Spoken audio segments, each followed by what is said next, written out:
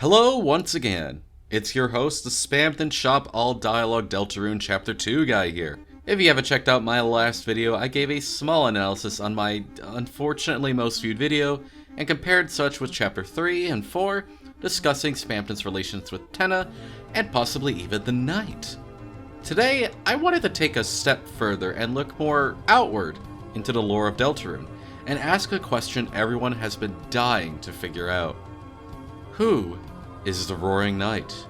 Now, I know there are many content creators out there who are vastly more educated in Deltarune lore, and have actually focused on the game in the last 4 years compared to my Mario Party obsession. But perhaps that's what we need.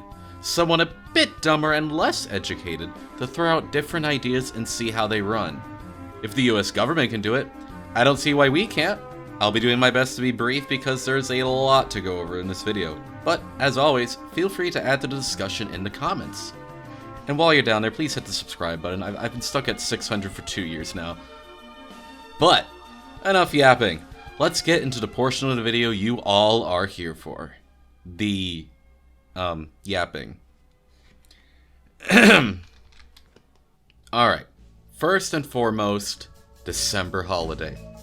December seems to be the most likely candidate to be the Knight. A lot of the storytelling in the game revolves around the month of December, and even more so on Christmas Day. The antlers on the Knight seem to be a sign, and the constant mentions of 12/25, which can be easily translated as December holiday, noticed through Noel's search history in Chapter 2. There are smaller details like the sword the Knight uses looking like a bat before becoming a sword, and the mysterious disappearance of Des and references to her throughout the adventure. Many people wiser than myself have made deeper analyses on this, and I don't think I need to repeat myself for any of the finer details. So, why don't we move on and look at the other possible candidates. Carol Holiday. Another one people tend to bring up for several smaller reasons. First is the seemingly strange alliance she has with Chris, who themselves seems aligned with the Knight. Some other small details are the sword in her room, her frequent visits to the shelter, and seemingly related to the symbols on the shelter's lock. Lots of small details appear here and there, and Carol is at least present enough in the story for us to learn more about her character. Eram. The Shadow Mantle Holder is a mysterious figure inside the Mantle game, and not much is known about them. They seem to know Chris very well, and as the Knight seems to know Chris, along with having the Shadow Mantle, which is used against the Knight, there seems to be some firm correlation with it. Fighting them in the shelter is notable as well, considering the Knight immediately headed to the shelter upon exiting the Light World. Now, at this point, we've got some pretty big and memorable examples here, but we do have to consider every possibility, don't we? Chris. There are a few small hints alluding to Chris potentially being the Knight. First of all, their design is literally designed similarly to a Knight, armor, sword, and even their shield. They created a fountain before, after Queen had mentioned the Roaring Knight creating the fountain for Cyberworld, which could mean that after Queen revealed the fountain creation to us, the Soul, Chris decided there was no reason for them to hide their ability anymore. Noel. The Knight is shown to have antlers, similar to Noel, with a theory going around about how Susie is likely not intended to even be the prophecy, and Noel was supposed to be. Perhaps the Knight is trying to insert themselves back into it. King. King had ruthlessly took over the Dark World in Chapter 1, similar to how aggressively the Knight completes their work. It was said Jevil introduced King to the Knight, but who's to say that they didn't already know each other? Now, Susie doesn't seem to be a likely candidate for the Knight. Having clashed and showing a rather distinct difference in personality and motives, being the individual who cares about others more than anyone else in the Fun Gang, compared to the Knight's desire for destruction and completing their mission. Susie is very likely not the Knight, but there will be plenty of other characters that will fit in that same category as her. Birdly. Now, this one is a stretch, but hear me out. When the knight was first revealed, it was shown that they had the ability to win the battle regardless of the outcome. A few days later, the entire internet decided to refer to the knight as the Roaring Fraud. You know who else is someone who likely cheats in games and is a fraud when it comes to their talents? That's right. Asriel. Now, we haven't seen Asriel throughout the game. Supposedly he is supposed to return by the events of Chapter 5, but who's to say that he decided to come earlier and check things out around town? After all, his parents went through a rather rough divorce, and he might not want to return back right away. Asriel seems to have pretty close ties with DEDUCED as well, who seems rather correlated to many of the story beats. Even so, Asriel would go much easier on Chris at a night fight, not wanting to nuke their sibling. Sans. Sans Undertale. Or should we say, Sans Deltarune? Sans is becoming a much more present character as the story of Deltarune goes on, similar to how the knight is becoming more present. But there is one strange tie that comes into play. After the knight fails to capture Toriel, we find Sans in the following chapter, partying with her in the light world. If the knight couldn't kidnap her in a dark world, perhaps he had to win her over in the light world. Ralsei. Now, as we all theorize from Chapter 1 and 2, Ralsei is obviously the most evil character that we've currently seen thus far. Now, I don't have any proof that he's the knight, but I'm very sure he is. Stop giving me evidence to the contrary. Lancer. The knight first appeared in Chapter 3, where Lancer was able to go around as normal. But in Chapter 2, where the knight wasn't present at all, Lancer had turned to stone. I see behind your facade, you monster. Sean. Listen, Sean knows way too much about the Shadow Crystals, which seem to have come from the knight himself. How do we know that he's just not giving them out himself? Jevil. Jevil was apparently the one who introduced King to the knight and knows the knight personally. Well, Jevil knows a lot about himself too, so perhaps he might be the knight. Spamton. Spamton clearly hates Tenna, so let's be honest, this really just gives him an ample reason and excuse to just... Queen. Now, sure, Queen herself said that she was thankful for the Roaring Knight to make the fountain, but she didn't know about the actual roaring itself until Ralsei mentioned it, and suddenly, in Chapter 4, a Titan appears. Alphys. Alphys, of course, has a massive crush on Undyne, as shown by an entirely different video game, so it's easy to assume the incredibly meek and nervous teacher would kidnap the head police officer. Rudy Holiday. Alright, we're not stuck in the Chapter 2 era anymore. If we're going to theorize who's the knight, we can't really have any outlandish proposals like Rudy. But, let's be honest, he would probably have a sick as hell dark form, right? Asgore. Toriel, I know you haven't answered the phone after my last 23 calls, but please, let's talk. Let's just try to get together and make amends before Asriel comes home. Please, God, I miss you. Monster Kid. As once again shown by an entirely different game, Monster Kid absolutely wants to show Undyne how cool he is, so kidnapping her is obviously the best way to go about it. Napstablook. Now, being another member of the police where nothing happens, Napstablook would want to find some way to get a proper promotion. Easiest way?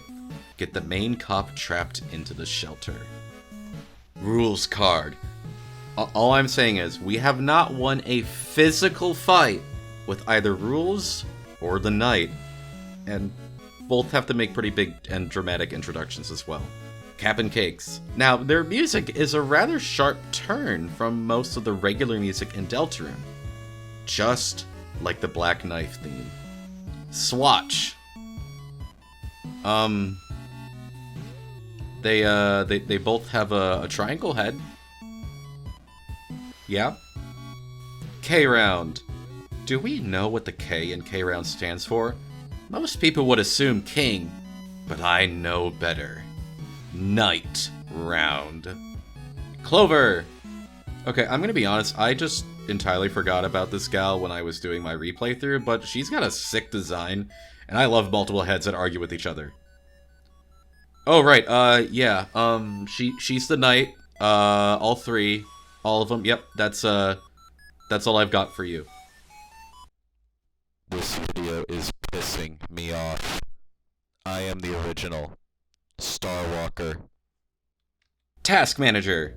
There is a theory going around that the knight isn't really free and more so treated as an object by a higher force. A similar treatment to another character, Task Manager, who is also objectified by the fandom. Lanino. Lanino, of course, wanted to kill Tenna for the simple reason of broadcasting their divorce. Elnina. Elnina, of course, wanted to kill Tenna for the simple reason of live streaming their divorce. Shudda. I'm just saying, Shudda has some of the coolest attack patterns in the game, just like the knight. They've got to be the same. Tenna, here's a good question. Have we ever seen Tenna and the knight on screen at the same time together? No, we haven't. So it's gotta be Tenna. Water cooler. Gerson Boom. Okay, seriously, I'm not that insane. Gerson Boom is dead, and there's no possible way an old, slow individual like himself could be the Roaring Knight. Let's move on, okay? Now, the Hammer of Justice seems to be an incredibly likely candidate. Both are incredibly powerful individuals whose battles essentially boil down to surviving instead of winning outright. Miss Mizzle. Now, the Knight has been shown to change forms, shape-shifting even. You know what else can shift forms? That's right, liquids. Jackenstein. I mean, both were fought with, like, a black background. Yeah. Knight. Now, all I'm saying is, this mysterious character who shows up in Chapter 4 looks rather similar to the Knight fight in Chapter 3. Perhaps there's some similarity? Titan. Knight Baby. Toriel. The Knight was shown trying to kidnap Toriel, yes, but failed. Because you can't kidnap yourself! Undyne. I'm gonna be real, I don't really care if Undyne is a knight or not, but the knight was onto something while kidnapping her. Caddy. Caddy's last name was revealed to be Kattenheimer, so obviously someone with such a destructive name must be one of the most destructive characters we've seen yet. Frogget. Okay, I asked Shay for help on this one, but they haven't responded yet. So clearly, they're hiding something. They're the knight. Temmie. Temmie is a character that doesn't really resemble or look like the knight at all. But, considering Temmie is one of the main artists for Deltarune, it's clear it was by a deliberate choice.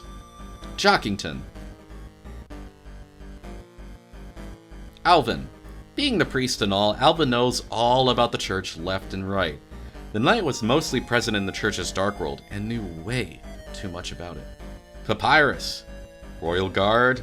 Knight. Yeah, come on, it makes perfect sense. Please keep watching the video. Onion. Appears to be buddies with Chris. Just like how Chris is buddies with the knight. Very suspicious. Ram. Honestly, just see the last statement. I'm running out of actually good jokes to make. Fire extinguisher. They know the secret code for the door the knight closed and is always present at the church and knows everything about it. They have to be the knight. Come on, I swear. Please, please! Frisk. Unbeatable. Just like the knight. Kara.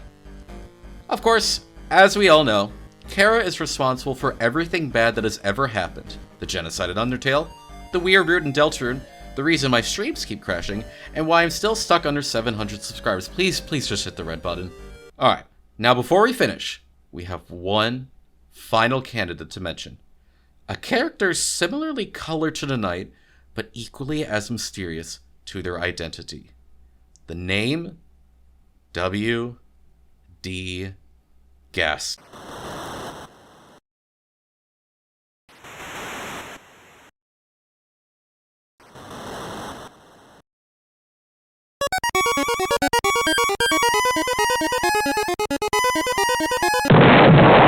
Hello once again. It's your host, the Spammed and Shop All Dialogue Deltarune Chapter 2 guy here. If you haven't checked out my last video, I gave a small analysis on my unfortunately most viewed video, and compared such with Chapter 3 and 4, discussing Spamton's relations with Tenna, and possibly even the Knight. Today I wanted to... What? What do you mean we've already done this? Have I recorded this already? Oh shit! Awesome, I have. Then like and subscribe, I guess. Leave a comment on if you agree on um whatever I said. I'm sure it was an incredibly wise and well thought out video. But until the next video, stay safe, stay groovy, and never stay glooby. Is that a good outro? No? Okay.